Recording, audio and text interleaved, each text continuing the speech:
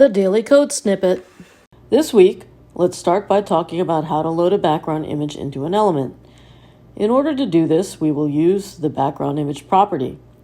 This property can be used to load in one or more images into a single element.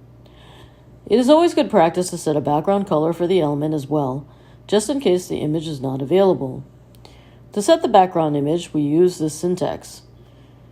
URL indicates we will tell the browser where to find the image. In this example, we have also set a background color, a light gray color. The default for a background image is to be placed at the top left corner of an element and repeated both vertically and horizontally. By setting a background repeat, you can have the image not repeat. So in our example, we have added a CSS rule for background repeat and set it to no-repeat. When using more than one image, separate them using a comma.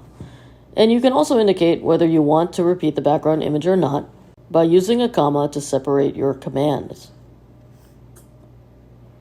In this example with two images, the first image will not repeat, but the second image will repeat. Next, we will look at an example of this code in use. Presented by Designers Learn Code.